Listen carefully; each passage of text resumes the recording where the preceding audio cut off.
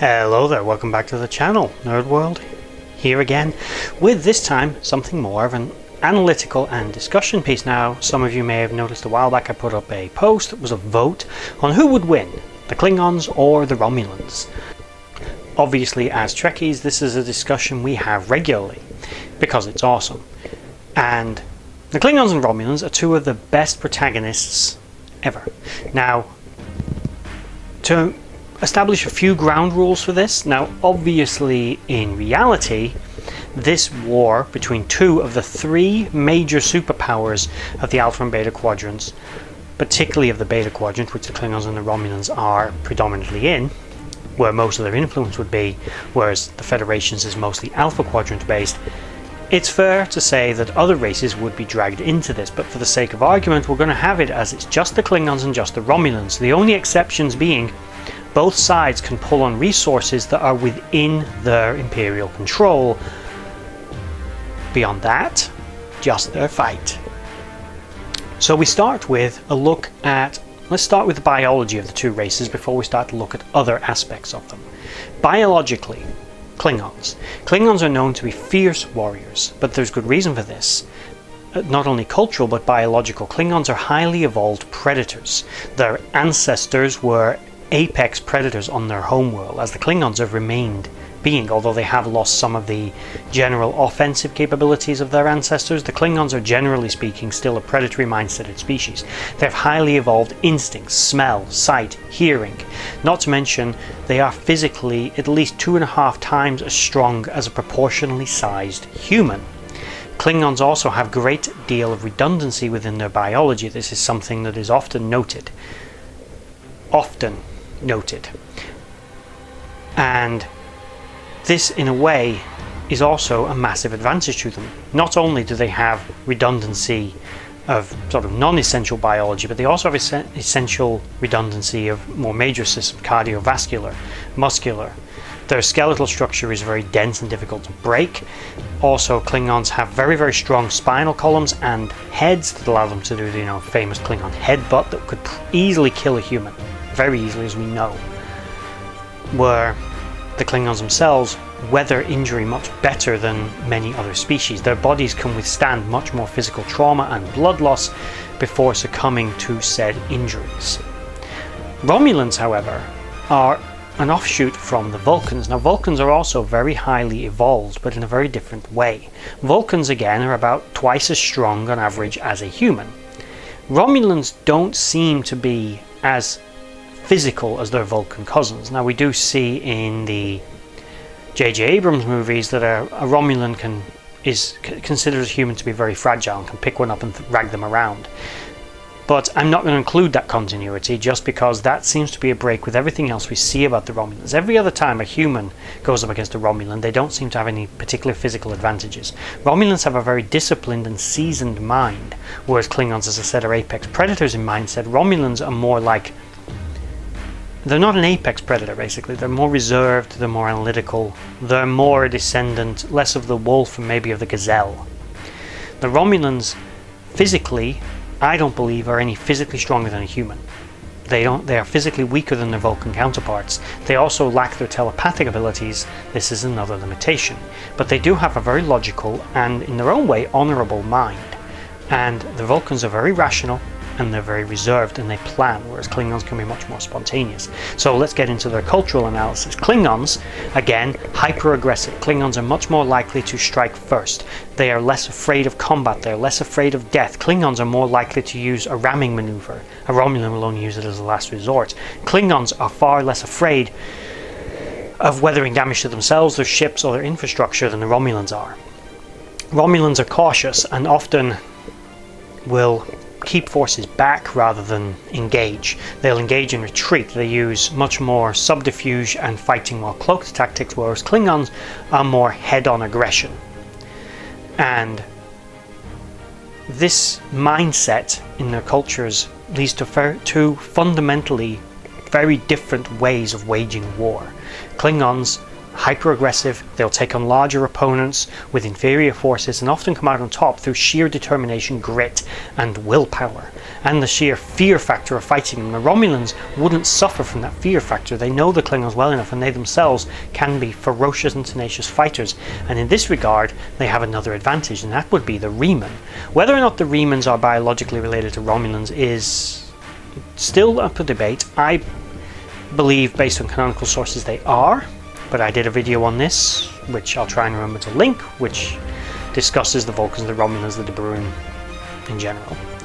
Now, the Romulan Empire is no larger than the Klingon Empire, so in terms of resources, the two cultures have an equal amount of resources to back up their regimes, but it's how those resources are utilized that is very different. Now, we know that the Klingon destruction of Praxis limited the Klingon military budget somewhat, but the Klingons still transfer a great deal of their economic gain to their war infrastructure, whereas Romulans don't. Also, how, again, they use it is quite different. We'll get to the ships in a minute, but the application of the technology. Klingons are an imperial power. They have conquered, annexed other races or worlds. Whether or not they've conquered entire civilizations is a little up for debate, as it is with the Romulans. Superficially, they do seem to have done, but we've never really encountered any races other than the Reman that have been fully conquered. Races such as Comaloids are believed to be part of the Klingon Empire, and we have seen the Klingon Empire back in the 23rd century attempt to absorb other races, but because we don't know the specifics of how that would be withstanding, we're not doing it. By the way, part of the ground was in this. I'm doing these two empires at the height of their power in the, say, late 2360s, prior to the Dominion War, so neither race has suffered any major losses to said conflict. Now, another area in which the Klingons and the Romulans differ, as I said, is the way they apply their war machines. Their culture has a great deal to do with this. For lack of a better term, the Klingons are more like Vikings. They're hyper-aggressive, but they're also divided by warring houses and spend a lot of their time fighting each other. But this creates a culture of survival of the fittest. Now, this doesn't mean that Klingons are killing each other all the time, but it does mean that they're growing stronger and stronger all the time by fighting each other. They're constantly war ready, and every day is a battle to them. The Klingons continuously fight. Anyone external and internal, it's all good for themselves, good for their house, and overall good for their people. Also, the Klingons have a very unified cultural concept of how this is to work. In other words, they don't have to worry about a sense of commonality amongst their people. Now, we do see in the war with the Federation in the 23rd century, some of the houses begin fighting individually, but since then, with the reinstallation of the Klingon High Council and the Chancellor, this division internally is gone, and the Klingon houses fight as one unified military in the form of the Klingon Defense Force. Now, we do see other Klingon civil wars, but again, power for the cause with Klingons. Their empire is much more focused and unified and collective. The Romulans, on the other hand, have a very different military concept altogether. From what we can see, the Romulans are a paranoid people that spend a lot of time and a lot of their effort on disseminating false information amongst the population, and their military is not just about power projection and defending its people, but is also about oppressing its own people. The Romulan military plays a key role in the administrative policies of its government, whereas the Klingon military does not. The Romulans use a lot of that war machine and that resources and effort to control their own population. Their own people aren't as aware of galactic events. Klingons, for example, have freedom of movement. You can freely move in and out of Klingon space if you're a Klingon. But you can't with Romulans, at least not as easily, because their borders are closed. They're xenophobic, more closed off. And this territorialism and secretiveness isolates them, but also means they waste a lot of their resources controlling their own population and the races such as the Reman that they have conquered, meaning they can't necessarily summon up a lot of military resources at once. Now, to move on and analyze the two military factions themselves. Both races have vessels that they rely on predominantly. Both races also have ships that they build and technology that they build that is highly specialized, but we do know that by the late 23rd century and into the 24th century, their militaries are fairly comparable technologically. By the 2360s, however, we do know the Romulans have been trying to develop various biological weapons, radiological trilithium weapons, but they don't actually have any of them, so we can't really include them. At least they don't have many of them. And what they do have, the Klingons have a counter to it, because again, they're fairly comparable in a lot of ways. So this would become down more to a grueling slugfest between the two powers, and for that you look at the structure of their militaries. The Klingons don't employ mercenaries or other forces like the Romulans do in their military, so there's no Reman equivalent.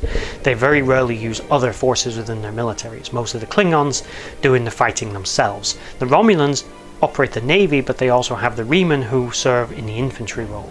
But paranoia about the Reman does limit their deployment somewhat, but against Klingons, Remans would stand a much better chance in a direct combat role. Now, looking at their starships, both races wear armour and uniforms. Klingon armour is arguably better than Romulan armour, but their starships themselves, the mainstay of the Romulan military at this point, is the Diderotix class warbird. The Valdor class, or whatever other class you want to call it, doesn't exist yet. We also don't know that ships like the Scimitar exist, although it's likely the Reman do have some kind of cannon fodder war machine of some kind, so we'll include it as and say they're the equivalent more akin to the Romulan bird of prey, which, based on events in Star Trek Picard, the Romulans do still have in reserve roles. At least they have them to hand. The Klingon military is mainly made up of smaller, rapid response craft that are much more inferior tactically than their Romulan counterparts, but greatly outnumber them. These would be the birds of prey, everything from the small Burrell class, the older aging D-12, as well as the Cavort class, and we can assume various other classes that are basically all fairly similar, they just range in size. The Klingons also have various different types of battlecruiser. A modern day upgraded, refitted variant of the Katinga class is still widely in service, as well as the Vorchak class attack cruiser and the newer Nekvar class attack cruiser. This vessel is the only ship the Klingons have that can probably stand toe to toe with the Romulan Diderotix class warbird. The Romulans also have the Devor class warbird, I believe it's called. I may be pronouncing that incorrectly, and this is a much larger variant of the Diderotix, but is basically the same hull geometry. The technology behind the Romulan warbird is considered to be more sophisticated than that behind the Klingon vessels. Klingon ships are a lot more A to B, whereas Romulan ships have much more in common with Starfleet vessels in that they are much more versatile. Romulan ships, like Klingon vessels, are armed with disruptors and photon torpedoes as standard, although both sides have the capacity to outfit their vessels with alternative firepower. So, looking at these two navies, we have to start to make some suppositions, because both powers are very secretive about exactly how big their navies are. We can't just assume that both navies are the same size, so again we look at the way they employ resources. Klingons mass produce large numbers of small, almost cheap disposable craft, which are still tactically quite effective. They don't have very great shields or armor compared to the Romulan ships that they carry. Look at the size proportional to the vessel of the disruptor cannons on a Klingon bird of prey, and we've got to assume the torpedoes are at least similar in strength, so they're fairly comparable in terms of weaponry. The Romulans probably get the edge in armor and shielding. The Klingons probably get the edge in mass production, resources, and the industrial capacity to power project, which is something, which I'll get to now, I have observed and believe the Romulans actually fail on miserably. We know the Romulans suffer greatly with power generation technology, whereas the Klingons have shared power generating technology from the Federation. They don't have an issue with generating enough energy aboard their ships. Romulans do. The force quantum singularity is a solution to that problem, but doesn't inherently cause problems. We know that it has weaknesses in the cloaking device that can be traced. The Dominion was able to exploit it, as was the Federation, and likely so would the Klingons. Klingon cloak technology has also been seen to be able to use their transporters while cloaked, whereas Romulans can't. We also believe that Romulan vessels have to travel at a speed around warp 6 in order to prevent detection, whereas Klingon vessels have been seen to have effective cloaking capabilities at much higher warp velocities.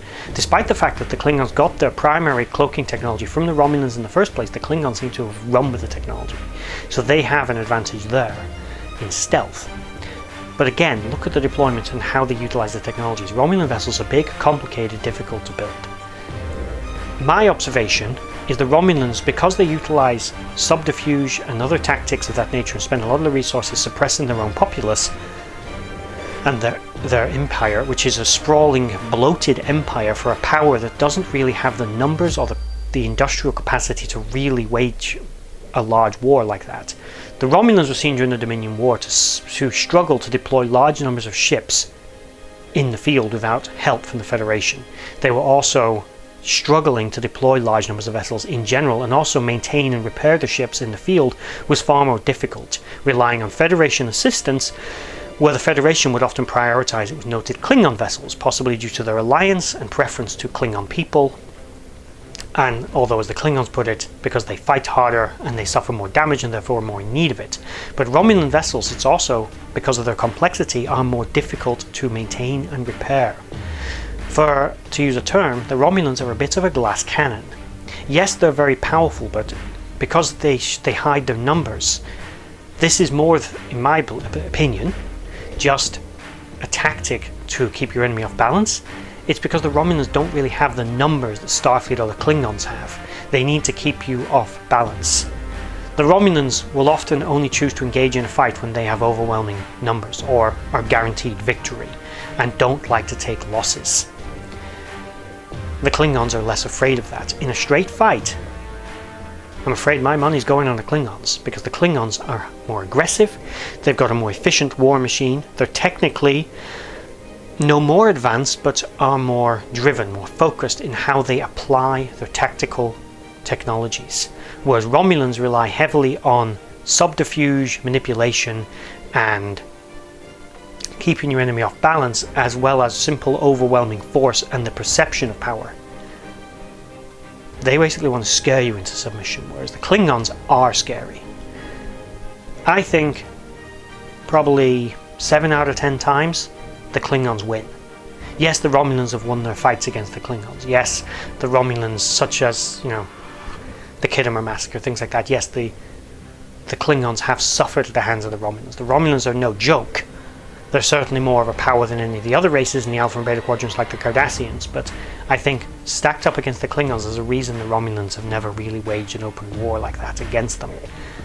And the Klingons, probably for a similar reason, they don't really know the full tactical disposition of the Romulans. Plus the Reman are scary, and the Empire is big.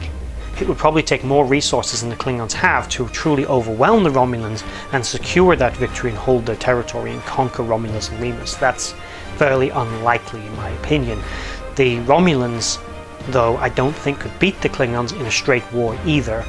The two powers would most likely fight each other to something of a standstill. Now, assuming no third party came in on the side of either side and they didn't fight to a standstill, I believe the Klingons are going to win most times because of their greater war budget, their more streamlined military structure, and their general aggressive nature, versus that of the Romulans, which is more reserved, would be more calculating and constantly looking for an easy win rather than a straight victory, because they lack the numbers and the ships and the industrial war machine to do it, because unlike the Klingons, they don't dedicate so much of their infrastructure to war. Certainly a great proportion of it, but nothing compared to the Klingons. The Klingons put so much into their war machine they can't handle a natural disaster, which any other power could probably deal with.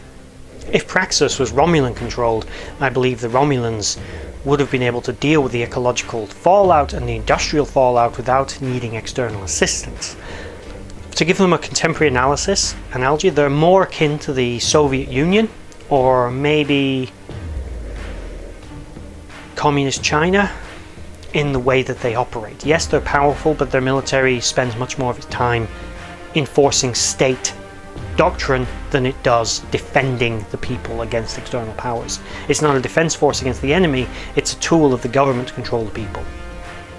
So I think those two elements are the biggest issues the Klingons and the Romulans would have in a war. The Klingons have, as a problem side to this, because they throw so much of the military, they wouldn't be able to recover very easily, which they would mean medically and in other areas of their infrastructure, civilian infrastructure, would suffer, but Klingons are much more willing to weather it.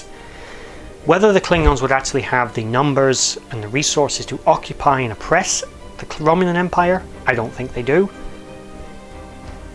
So it would be something of a Pyrrhic victory, but I do believe the Klingons would come out on top.